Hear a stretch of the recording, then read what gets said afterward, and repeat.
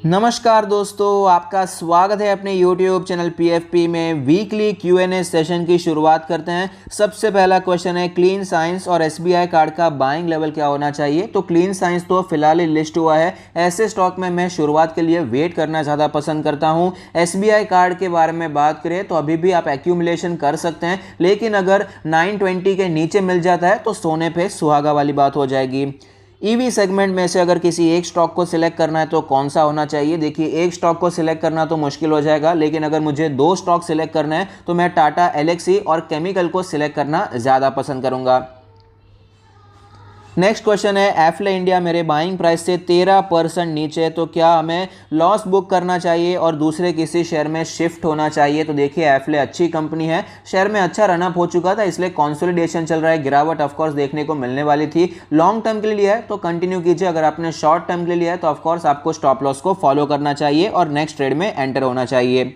KP take buying levels के बारे में बात करें, एकदम बुलिश चल रहा है। 20 डेज के मूविंग एवरेज पे मिलता है तो खरीदने के बारे में सोच सकते हैं। According to you when will FMCG sector start to perform. तो जनरली मैंने देखा है कि जब ये साइक्लिकल सेक्टर, जैसे कि मेटल सेक्टर हो गया एग्जाम्पल के लिए, साइक्लिकल सेक्टर जब बहुत ही अच्छा परफॉर्म करते हैं तो डिफेंसिव सेक्टर जैसे कि एफएमसीजी हो गया, ये आपको अंडर परफॉर्म करता हुआ नजर आता है। सीधी सी बात है, क्योंकि साइक्लिकल में क्या होता है, तेजी आती है, बहुत ही शॉर्ट टाइम के लिए तेजी होती है। सपोज 2-3 साल के लिए तेजी है, उसके बाद वापस ये सब जो तेजी है गायब हो जाएगी, वापस वहां पर मंदी देखने को मिलने वाली है। तो वहां पर टाइम का खेल होता है, कम टाइम में ज्यादा रिटर्न्स मिल सकते हैं। जबकि एफएमसीजी क्या है, एवरग्रीन सेक्टर है, ये धीरे धीरे ऊपर शिफ्ट होते जाते हैं। तो इन्वेस्टर्स को अगर पता है कि साइक्लिकल सेक्टर अच्छा परफॉर्म कर रहे हैं तो लोग वहां पर पैसा डालना पसंद करते हैं। तो जब ये साइक्लिकल सेक्टर्स अंडर परफॉर्म करेंगे तब एफएमसीजी सेक्टर में आपको वापस पैसा आता हुआ नजर आएगा, क्योंकि एक डिफेंसिव सेक्टर है। तो इसमें ऑफकोर्स थोड़ा सा टाइम लग सकता है, क्योंकि मेटल सेक्टर फिलहाल बहुत ही अच्छा परफॉर्म कर रहा है। नेक्स्ट क्वेश्चन है इंडिया मार्ट में एफले में आप यहां पर ऊपर के प्राइस पर लेकर रखे हैं, अभी इसमें क्या करना चाहिए, कितना टाइम लग सकता है रिकवर करने के लिए। तो ऑफकोर्स यहां पर टाइम तो लग सकता है। मैंने आपको कई बार बताया कुछ वीडियोस में, जब हम स्टॉक को एनालाइज करते थे तो तब हमने बताया था कि जो ये small cap mid cap shares होते हैं, 2-3 सालों में भयंकर तेजी आती है, 2-3 सालों में 8 गुना 10 गुना हो जाते हैं, लेकिन उसके 3 साल बाद में कॉन्सोलिडेशन चलता है और ये कॉन्सोलिडेशन लंबा हो सकता है, 40-50% की रेंज हो जाती है कई बार। उसके बाद वापस बुल रन कंटिन्यू रहता हुआ नजर आता है। ऑफ कोर्स हर एक शेयर में ऐसा नहीं होता है, लेकिन ज्यादातर शेयर्स आपको ऐसे मिल जाएंगे जो कि आप देख भी सकते हैं चार्ट पर। आज जो कंपनी 30-40 हजार करोड़ की मार्केट कैप है, थोड़ा पीछे जाइए तो आपको पता चलेगा कुछ ऐसे सिमिलर कंडीशन दिखाई पड़ती है। ग्रैन्यूल्स देख लीजिए, उसमें भी कुछ ऐसा ही हुआ था, भले ही वो लार्ज कैप नहीं है, लेकिन उसमें जो ग्रोथ आई है इसी प्रकार से आई है। एबॉट इंडिया को भी देख सकते हैं, तो इसके चांसेस हैं। इंडिया मार्ट एफले में भी कुछ भयंकर तेजी आई है, तो गिरावट होना जायज है। इसमें भी गिरावट हुई है, इसमें आपको कंसोलिडेशन देखने को मिल सकता है, लेकिन लॉन्ग टर्म के लिए एक अच्छी बाइंग अपॉर्चुनिटी बन जाती है। नेक्स्ट क्वेश्चन है जोमेटो को लॉन्ग टर्म के लिए आप, मेरा व्यू क्या है, एंटर होना चाहिए नहीं होना चाहिए, कौन से लेवल पर होना चाहिए। तो मेरा एकदम मानना है कि वैल्यूएशन एकदम क्रेजी चल रहा है। 1 लाख करोड़ की मार्केट कैप है फिलहाल जोमेटो की, जो कि मेरे हिसाब से बहुत ज़्यादा है। वैल्यू के हिसाब से इसे बहुत ज़्यादा गिरना पड़ेगा, तो मेरे बेसिस पे इसमें खरीदना पसंद करूंगा। ऑफकोर्स मैं यहाँ पर टोटली गलत हो सकता हूँ। अगर मैं यहाँ पर जोमेटो नहीं खरीदता तो शायद मेरा जोमेटो में अपॉर्चुनिटी मिस हो जाएगा, लेकिन मुझे पता है कि मैं यहाँ पर कंफर्टेबल नहीं हूँ और खरीद भी लेता हूँ और वहां पर मेरा कैपिटल लॉस हो जाए, उससे अच्छा है मैं पर्सनली अवॉइड करना चाहता हूं। मुझे यहां पर कंफर्टेबल सिचुएशन दिखाई नहीं पड़ती है, चाहे वो शॉर्ट टर्म हो तो उसमें तो चार्ट देखना पड़ेगा, फिलहाल चार्ट अवेलेबल नहीं है ज्यादा। और लॉन्ग टर्म के बारे में बात करें, मैं बिल्कुल कंफर्टेबल यहां पर नहीं हूं, तो यहां पर मैं भी आपको यही सजेस्ट कर पाऊंगा। बाइंग लेवल ऑफ जीएमएम अभी खरीद सकते हैं, एयरटेल भी, रिलायंस भी खरीद सकते हैं। मनप्पुरम फाइनेंस थोड़ा सा लेट हो चुका है, फिलहाल ऊपर निकल चुका है। टेक्निकली बाय करें तो ठीक है, बाकी as a long term value buy के बारे में बात करें तो फिलहाल मनप्पुरम फाइनेंस काफी ज्यादा भाग चुका है। What's the major drawback of owning 200 plus stocks? We never know which one would be next multi-bagger। तो देखिए, अगर आपको पता नहीं है कौन सा मल्टी बैगर बन सकता है तो 200 क्यों, 2000 लेना चाहिए, क्योंकि ऑफकोर्स बीएसई में 5000 से भी ज़्यादा लिस्टेड कंपनीज है। और जनरली आपने देखा होगा कई कंपनीज बीएसई में लिस्ट होती है, जो छोटी मोटी कंपनीज होती है, वहाँ पर आपको ज़्यादा मल्टी बैगर रिटर्न्स दिखाई पड़ते हैं। तो देखिए, इसमें ड्रॉबैक क्या है, सपोज आपके पास 1 लाख रुपए हैं, उसे आपने 500 रुपए सब में लगा दिए 200 प्लस स्टॉक्स में, तो वहाँ पर अगर एक आध स्टॉक चल भी गया तो उसमें ज़रूरी नहीं होता कि वो लॉन्ग लॉन्ग टर्म के लिए कंटिन्यू चलता रहेगा। समझने की कोशिश कीजिए, जो सक्सेसफुल कंपनी के आपके पास एग्जांपल हैं, विप्रो है, इन्फोसिस है, टीसीएस है, आइसर मोटर है, ऐसी कई स्टोरीज हैं, टाइटन हो गया, बहुत सारे शेयर्स हैं, एचडीएफसी बैंक है। तो ये कुछ कंपनीज होती हैं जो कि कंटिन्यूसली ये कंटिन्यू कर पा रही है, ये सबकी बस का बात नहीं होता। कई शेयर्स ऐसे भी हैं जो कि बीच में मल्टी बैगर हो गए, 20x 30x हो गए, लेकिन उसके बाद गिरावट देखने को मिली। तो आपको कब एग्जिट करना है कुछ आपको पता नहीं होगा, क्योंकि आपने सिर्फ इस बेसिस पे खरीदा है कि बस 200 प्लस स्टॉक्स खरीद लें। तो ऐसा मेरे हिसाब से मैं ये करना पसंद नहीं करता। भले ही आपका कॉन्सेंट्रेशन रिस्क कम हो जाएगा, लेकिन ओवर डाइवर्सिफिकेशन के भी अपने नुकसान यहां पर हो जाते हैं। तो इस थियरी को मैं ज्यादा मानता नहीं हूं। इसमें जो आपका चांस होता है जीतने का बहुत ही ज्यादा कम हो जाता है।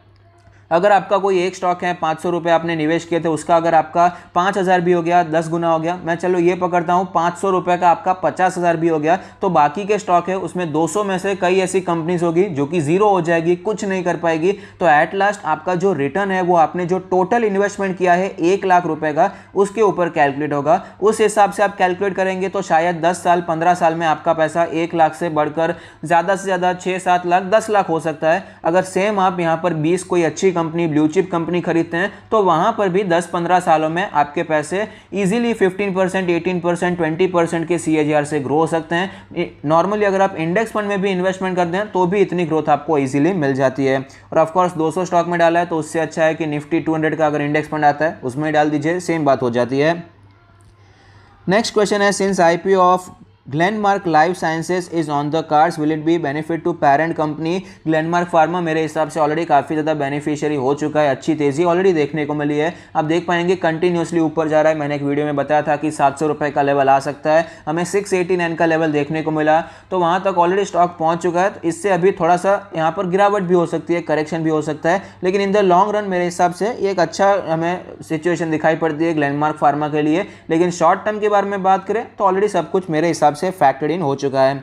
स्टॉक फंडामेंटल एनालिसिस में पैरामीटर्स विद रेंज डिटेल्स, तो जैसे कि ROE, ROC, तो देखिए ये तो डिपेंड करता है कौन सी कंपनी को आप देख रहे हैं, कौन से सेक्टर से देख रहे हैं। अगर कोई कैपिटल एक्सपेंसिव कैपिटल जो हैवी चाहिए, जैसे कि ऑटो सेक्टर हो गया, तो वहाँ पर ROE, ROC इतना अच्छा नहीं होता है। जबकि अगर आप कोई दूसरी लाइट कंपनीज देखेंगे जिसका मेन काम का सब कुछ सॉफ्टवेयर होता है, तो वहाँ पर आपको ज़्यादा मिल जाता है। तो ये company to company, sector to sector differ करता है। आपको पीयर कंपनीज के साथ कंपेयर करना चाहिए, तो ईजिली आपको पता चल जाएगा कि रेंज क्या होनी चाहिए। Can one accumulate Amara Raja battery, Affle's, Symphony? Of course तीनों स्टॉक्स में आप एक्यूमुलेशन के बारे में सोच सकते हैं। वैल्यूएशन इंडियन स्टॉक्स के लिए बहुत ही बढ़ चुके हैं, यहाँ पर कोई सीरियस करेक्शन का चांस दिखाई नहीं पड़ता। तो क्या इंडियन स्टॉक मार्केट अभी फिलहाल always run on high level? तो देखिए ऑलवेज ऐसा तो कुछ नहीं होता है, करेक्शन होने ही है, क्रैश भी आने ही वाला है, मैं आपको गारंटी के साथ बता सकता हूं। लेकिन कोई आपको ये नहीं बता पाएगा गारंटी के साथ कि क्रैश कब आने वाला है। क्रैश तो हमेशा आएगा, कभी ना कभी आएगा, 5 साल बाद, 10 साल बाद, 15 साल बाद, कभी ना कभी आपको ये गिरावट देखने को मिलेगी 30-40% की। लेकिन कब होगा ये एक्चुअली कोई नहीं बता सकता। और वैल्यूएशन बहुत ज़्यादा हाई भी नहीं है अभी फिलहाल। अगर आप सोच रहे हैं कि बबल बन चुका है, तो मेरे हिसाब से अभी तक बबल नहीं बना है, शुरुआत होती हुई नजर आती है। अगर ये तेजी एक और साल के लिए कंटिन्यू रहती है, जैसी तेजी हमें पिछले साल देखने को मिली, तो ऑफ कोर्स हम कह सकते हैं कि अभी ये बबल बहुत ही ज़्यादा बढ़ता हुआ नजर आता है। लेकिन फिलहाल के लिए बहुत ज़्यादा हाई हो चुका है वैल्यूएशन, ऐसा नहीं है। कॉर्पोरेट रिजल्ट्स भी फिलहाल तो हमें यहाँ पर लाइन टू लाइन ऊपर आ रहे हैं। ऑफ कोर्स अगर आप 2019-20 को कंपेयर करेंगे, उस हिसाब से वैल्यूएशन बढ़ चुके हैं। जितने प्राइस बढ़ चुके हैं उस हिसाब से अर्निंग्स नहीं बढ़ी है, तो ऑफ कोर्स वैल्यूएशन भी बढ़ चुके हैं। लेकिन कोई बहुत बड़ा यहाँ पर बबल फिलहाल तो क्रिएट होता हुआ नजर नहीं आता। SBI और SBI कार्ड में लॉन्ग टर्म इन्वेस्टमेंट के लिए कौन सा बेस्ट होगा? तो मेरे हिसाब से मैं SBI कार्ड को सिलेक्ट करना ज़्यादा पसंद करूंगा। Can I add Jubilant pharma for 695 for swing trade? तो देखिए मैंने चार्ट देखा नहीं है, तो मैं आपको बता नहीं पाऊंगा कि स्विंग ट्रेड के लिए सही है या नहीं है। How much liquidity should we keep for market correction? 40%, 30% of total funds. मेरे हिसाब से 25 to 30% का जो फंड है वो इनफ हो जाता है, उससे ज़्यादा यहाँ पर फंड रखने की ज़रूरत नहीं है। What's wrong with IDFC first bank, shall we continue holding? Of course continue कर सकते हैं। अभी यहाँ पर जो तेज़ी देखने को मिली थी, तब सब बता रहे थे कि अभी ये नेक्स्ट HDFC बैंक होने वाला है। हमने तो कभी ऐसा प्रमोट नहीं किया ऑफकोर्स, क्योंकि उसमें टाइम लगता है। तो अगर आप ये सोच रहे हैं कि नेक्स्ट HDFC बैंक होने वाला है, तो टाइम भी देना पड़ता है। HDFC बैंक को भी वो मुकाम पर पहुँचने के लिए सालों लग चुके हैं, और IDFC फर्स्ट बैंक में 3 महीने में कुछ गिरावट हो गई, तो उससे डर कर निकल जाना ये मेरे हिसाब से बेटर ऑप्शन नहीं है। अच्छी बैंक है, अच्छी सिचुएशन दिखाई पड़ती है, और जो प्रॉब्लम्स थी पहले की वो भी ओवरकम करती हुई नजर आती है, तो आप यहाँ पर कंटिन्यू करना चाहें लॉन्ग टर्म के लिए कर सकते हैं। जो ये मिड साइज बैंक है 20,000 करोड़ के आसपास की, उस कैटेगरी में एक अच्छी बैंक बनकर आती है। Sir which one should be select for long term? HDFC, AMC, CDSL, camps तीनों ही अच्छा दिखाई पड़ते हैं। HDFC, AMC में हालांकि कई लोग बोल सकते हैं कि इसका फ्यूचर काफ़ी अच्छा दिखाई नहीं पड़ता, लेकिन मेरा पर्सनली मानना है कि AMC इसका भी बिजनेस रहने वाला है, CDSL का भी बिजनेस तो ऑफकोर्स रहने वाला है, और कैम्स का बिजनेस भी। ओवरऑल म्यूचुअल फंड इंडस्ट्री कहीं नहीं जा रही है, इसमें आप इन्वेस्टमेंट करना चाहें तो ऑफकोर्स कर सकते हैं। अमरा राजा बैटरीज अभी फिलहाल अच्छे बाइंग लेवल पर नजर आता है, लेकिन रिसेंट न्यूज़ जो है उसमें प्रॉब्लम हो सकती है। मेरा क्या ओपिनियन है? तो देखिए, अमरा राजा बैटरीज पर्टिकुलरली बात करें तो ऑफकोर्स ये हाई कोर्ट का जो डिसीजन है उसकी वजह से स्टॉक में करेक्शन देखने को मिला, लेकिन ऐसा नहीं है कि अभी स्टॉक अपने हाई पर ट्रेड कर रहा है। ऑलरेडी पिछले 6 महीनों में 30% से ज़्यादा करेक्शन हो चुका है, और 700 का जो लेवल है बहुत ही स्ट्रॉन्ग सपोर्ट है। तो यहाँ से मेरे हिसाब से डाउनसाइड पॉसिबिलिटी थोड़ी सी कम हो जाती है। अगर जो रूलिंग है एकदम ही अनफेवरेबल हो जाता है तो ऑफकोर्स कोई रोक नहीं सकता, एकदम से आपको ये स्टॉक गिरता हुआ भी नजर आ सकता है। लेकिन फिलहाल अगर कोई रूलिंग एकदम ज़्यादा अनफेवरेबल भी नहीं है, ज़्यादा फेवरेबल भी नहीं है, टेक्निकली अगर बात करें तो फिलहाल ज़्यादा यहाँ पर डाउनसाइड दिखाई नहीं पड़ता। ऑलरेडी काफ़ी शॉर्ट पोजीशंस है, ऑलरेडी काफ़ी ज़्यादा वीक हो चुका है, तो यहाँ पर आपको रैली भी देखने को मिल सकती है। तो मेरे हिसाब से अगर आप ये हाई कोर्ट का जो फिलहाल ये रूलिंग चल रहा है उस हिसाब से अगर बात करें तो अनसर्टेनिटी है, लेकिन टेक्निकली बात करें तो ये बेचने का समय बिल्कुल नहीं है, एक्यूमुलेशन का समय दिखाई पड़ता है। एक्साइड इंडस्ट्री में भी वीकनेस दिखाई पड़ती है, तो ऐसा क्यों हो रहा है? दोनों ही बैटरी मैन्युफैक्चर क्यों यहाँ पर हमें नीचे आते हुए नजर आते हैं जबकि निफ्टी ऊपर जा रहा है? तो एक तो रीज़न आपको पता ही है अमर राजा बैटरीज का। एक्साइड इंडस्ट्री के बारे में बात करें तो फिलहाल वहाँ पर परफॉर्मेंस थोड़ा सा वीक होता हुआ नजर आता है। और ओवरऑल यहाँ पर जब बात करें एक्साइड की, तो उन्होंने जब इंश्योरेंस में उन्होंने प्लान किया इंश्योरेंस बिजनेस चालू करने का, तब से मार्केट ने उससे ज़्यादा पॉजिटिवली नहीं लिया, क्योंकि वो बिजनेस कोई बहुत ही अच्छा परफॉर्म करता हुआ फिलहाल के लिए तो नज़र नहीं आता है। I am a long term investor, I have 5 HDFC bank, looking to add at 1400। Of course आप ऐड कर सकते हैं, अच्छा स्टॉक है। 1400 एक बहुत ही स्ट्रॉन्ग सपोर्ट की तरह भी नजर आता है। Your wave one prince pipe for long run, is it the right time to accumulate at 690 level और should wait for further correction? Add करना चाहें टेक्निकली ऐड कर सकते हैं, लेकिन ऐसे जो स्टॉक्स होते हैं जो एक साल में बहुत ज़्यादा भाग जाते हैं उसमें ऑफकोर्स और तेज़ी आ सकती है, मना नहीं कर रहा, लेकिन ऐसे स्टॉक में जब भी आप खरीदारी करें तो स्टॉप लॉस लगाना बहुत ही ज़्यादा ज़रूरी है। कोई भी स्टॉक हो जाए, CDSL है या फिर आप ले लीजिए दूसरा कौन सा स्टॉक, हैप्पीएस्ट माइंड हो गया, ये जितने भी स्टॉक हैं जो कि 4 गुने 5 गुने हो चुके हैं, तो जब भी वहाँ पर गिरावट होती है, और गिरावट ऑफकोर्स होगी, कभी ना कभी होगी, क्योंकि स्टॉक मार्केट है भाई, कितना भी कुछ भी कर लो, लेकिन अगर कोई खरीद रहा है तो उसे प्रॉफिट भी बुक करना है। ये फेज है मार्केट का, प्रॉफिट भले कंपनी का बढ़ता जा रहा है, लेकिन स्टॉक मार्केट में कुछ अलग हो सकता है। तो कब गिरावट होगी ये कोई बता नहीं सकता, और भी डबल हो सकता है। लेकिन ऐसे टाइम पे ऐसे एकदम अल्ट्रा बुलिश स्टॉक में स्टॉप लॉस रखना बहुत ही ज़्यादा ज़रूरी हो जाता है। वरुण बेवरेजेस में हमें क्या अभी ऐड करना चाहिए? मेरे हिसाब से थोड़ा और करेक्शन हो तो ज़्यादा अच्छा रहेगा ऐड करने में। उज्जीवन स्मॉल फाइनेंस में क्या करना चाहिए? एवरेज है आपका 40। अगर आपने शॉर्ट टर्म का सोच रहे हैं, एक साल में भी मेरे हिसाब से ज़्यादा कुछ यहाँ पर स्मॉल फाइनेंस बैंक में, और ओवरऑल बैंकिंग इंडस्ट्री की बात करें, प्रॉब्लम्स हैं। ज़्यादा प्रॉब्लम्स कहाँ पर है? जो माइक्रो फाइनेंस में काम करते हैं, जैसे कि स्मॉल फाइनेंस बैंक हो गया। स्ट्रॉन्ग बैंक जो बड़ी बैंक से जो मार्केट शेयर कैप्चर कर सकती है, वहाँ पर सिचुएशन इतनी बुरी नहीं है। अगर आप लॉन्ग टर्म का व्यू रखते हैं तो मेरे हिसाब से उज्जीवन एक बहुत ही स्ट्रॉन्ग बैंक है, जिसका जो गोल है बहुत ही स्ट्रॉन्ग है, उनको बहुत ही एग्रेसिवली ग्रो होना है। तो रिस्क टेकर हैं तो यहाँ पर इन्वेस्ट कीजिए, वरना अवॉइड कर सकते हैं। I am watching your videos regularly and it is improve my knowledge as an investor, so thank you sir. आपका क्वेश्चन है 6.5 लाख आपने इन्वेस्ट किए हैं, आप 10 से 12 लाख और करना चाहते हैं आगे आने वाले 1 सालों में। 28 स्टॉक हैं और भी ज़्यादा ऐड करना चाहते हैं, सब फंडामेंटली स्ट्रॉन्ग है, तो क्या ये ओवर डाइवर्सिफाई है? ये तो डिपेंड करता है। देखिए सर कि आपने कौन से सेक्टर में कितना एलोकेशन किया है, तो यहाँ पर बहुत कुछ होता है। एक सेंटेंस में आपको मैं जवाब नहीं दे पाऊंगा, क्योंकि एक सेक्टर में आपने कितने स्टॉक्स लिए हैं, कितना एलोकेशन किया है, बाकी सेक्टर कोई मिस नहीं कर दिया है, ये सब देखना बहुत ही ज़्यादा ज़रूरी हो जाता है। तो अगर आप अपना पोर्टफोलियो रिव्यू करवाना चाहते हैं तो आपको उसकी लिंक भी डिस्क्रिप्शन बॉक्स में मिल जाएगी, तो वहाँ पर हम ज़्यादा बेहतर तरीके से आपको समझा पाएंगे।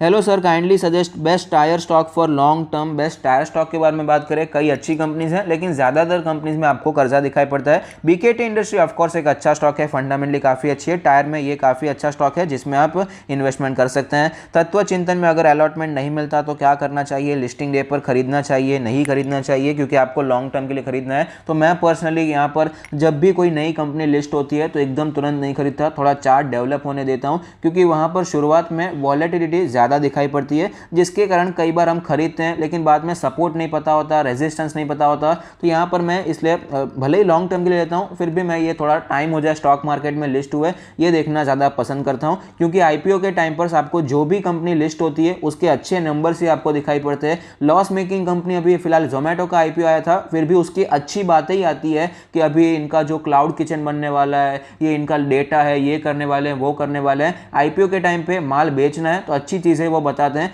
इसलिए यहाँ पर ज़्यादा ट्रस्ट नहीं किया जाता मेरे हिसाब से। मैं पर्सनली अपनी बात कर रहा हूँ, थोड़ा वेट करता हूँ 1-2 क्वार्टर रिजल्ट आ जाए उसके बाद मैं ज़्यादा देखना पसंद करता हूँ।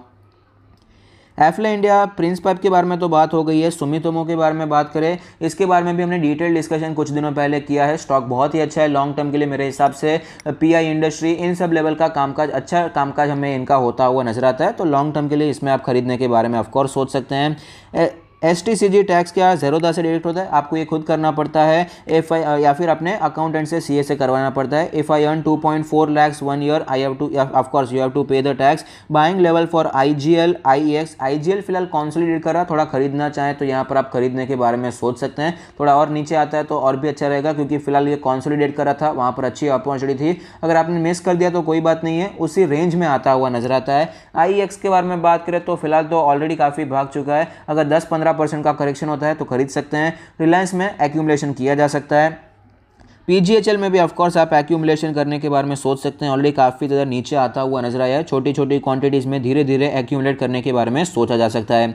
Make a series on liquid debt funds that can replace FDs, of course हम कोशिश करेंगे। Way on Vega trade given holdings is 50 days and is in still loss holder book. तो उस वीडियो में भी मैंने आपको बताया था कि अगर आपका टारगेट डबल करने का है, 250 पे 300 पे कुछ खरीद रहे हैं, मैंने आपको वीडियो में बताया था कि इसमें जिस प्रकार से चार्ट बन रहा है, जिस प्रकार से फंडामेंटल्स हैं, स्टॉक ईजिली डबल हो सकता है। तो आपको कम से कम 2-3 साल तो देना पड़ेगा, 1-2 साल तो देना ही पड़ेगा। वीडियो में मैंने आपको बताया था 50 दिन हुए लॉस हुए, ये नहीं चलेगा। और स्टॉप लॉस दिया है, ऑफकोर्स स्टॉप लॉस फॉलो करना है, टारगेट फॉलो करना है। बीच में क्या होता है उसमें हमें कोई टेंशन लेने की जरूरत नहीं है, कितना गैप अप कितना गैप डाउन होता है, ये सब टेंशन लेने की बिल्कुल जरूरत नहीं है।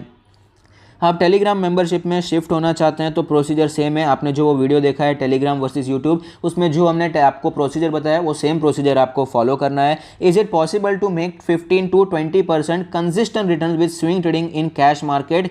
Someone told me they're making and I think they're faking as I am making average 7 to 8%। Of course ये एक्चुअली बनता है, इट इज़ पॉसिबल 15 to 20%। एक साल का, ऑफकोर्स मैं 1 महीने का, 2 महीने का, 3 महीने का नहीं, पूरे 1 साल की बात कर रहा हूँ। 1 साल में हमने, हमारा जो मेरा पर्सनली टारगेट होता है 24% का, पर मंथ मेरा 2% निकलना चाहिए। इस प्रकार से मेरा 1 साल का 24% होता है। फिलहाल मार्केट बहुत ज़्यादा बुलिश है, मार्केट ऊपर जा रही है, तो small cap, mid cap, large cap सभी सेक्टर में आपको तेज़ी नज़र आती है। तो हमारा जो गोल था, मेरा पर्सनली जो गोल था कि 24% साल का बनना चाहिए। ऑलरेडी मेंबरशिप जब से हमने शुरू की है 2021 की शुरुआत में, तब से ऑलरेडी 28% या 30% का रिटर्न्स बन चुका है।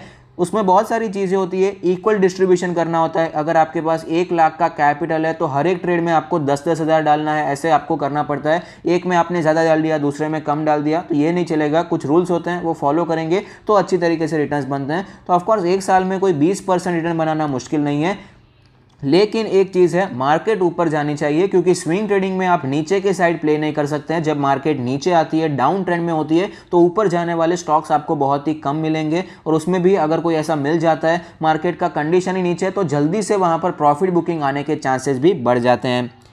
Your view on Whirlpool and Amara Raja batteries add on dips, of course यहाँ पर खरीदने का टाइम है। I am regular viewer of your channel, I have 200 share of ITC, my view for 6 month. तो देखिए, ये आईटीसी ऐसा शेयर ही नहीं है कि 6 मंथ का व्यू रखने जैसा है, ये शेयर है 6 साल और उससे भी ज़्यादा व्यू रखने वाला शेयर, क्योंकि फिलहाल बहुत सारे चेंजेस हो रहे हैं। मैंने भी इसके रिजल्ट स्टडी किए, रिजल्ट फिलहाल तो इतने कुछ स्ट्रांग नहीं दिखाई पड़ते हैं। मार्केट को क्या एक्सपेक्टेशन है, एफएमसीजी का बिजनेस अच्छा परफॉर्म करना चाहिए, उन्हें अच्छा नहीं लग रहा है, लेकिन मेरे हिसाब से बिजनेस ओवरऑल अच्छा परफॉर्म कर रहा है। इन्होंने जब अपना एफएमसीजी का बिजनेस शुरू किया था, इनका मार्जिन -10% था, जो कि बढ़ते बढ़ते धीरे धीरे अभी +2% हो चुका है। और ये अच्छी बात है, इसमें ज़्यादा टाइम लगेगा। HUL, नेस्ले, ब्रिटानिया, इनके मार्जिन तक पहुंचने में आईटीसी को टाइम ज़रूर लगने वाला है, लेकिन ये बिजनेस ही कुछ ऐसा है। एफएमसीजी में एक्चुअली हम प्रोडक्ट नहीं खरीदते, हम ब्रांड को खरीदते हैं।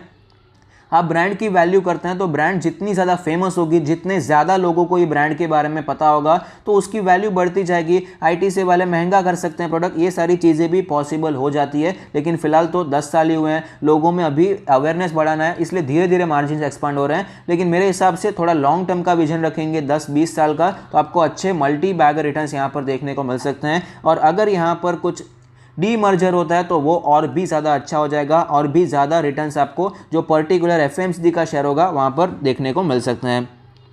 After how many years compounding effect of stock market starts really, तो इसके बारे में बात करें तो जितना ज़्यादा आप लेट करेंगे, मतलब जितना ज़्यादा आप पीछे जाएंगे, सपोज आपने आज निवेश किया, 15 साल के बाद कंपाउंडिंग बहुत अच्छा काम करेगा, 30 साल के बाद उससे भी ज़्यादा अच्छा परफॉर्म करेगा। एक सिंपल एग्जाम्पल देता हूँ कि अभी फिलहाल जो 1 साल पहले मार्केट क्रैश हुआ था तो आपको याद होगा बजाज फाइनेंस गिर रहा था, मार्केट रिकवर कर गई थी, 7.5 से कुछ 9.5 पहुँच गई थी, लेकिन बजाज फाइनेंस में और बजाज फिनसर्व में दोनों में मूवमेंट नहीं आई थी। 2000 के आसपास आया, उसके थोड़ा और नीचे गया, तो एवरेज प्राइस कुछ 2000 के आसपास कई बार हमने एक्यूमुलेट किया है। अभी फिलहाल कितना चल रहा है, वो 6000 पे चल रहा है। अगर वो 6000 से 200 पॉइंट और ऊपर जाता है, सिर्फ 200 पॉइंट यानी कि 200 रुपये और ऊपर जाता है, सपोज किसी ने 6000 पे खरीदा है, तो 6000 वाले के लिए वो कितना हुआ, मे बी शायद 3 या 4% प्रॉफिट होता है। लेकिन जो 2000 पे जिसने खरीदा है उसके लिए वो 200 रुपये और बढ़ गया, उसका 10% हो जाता है। इस प्रकार से कंपाउंडिंग काम करती जाती है। जितना ज़्यादा आप लंबा समय तक वेट करेंगे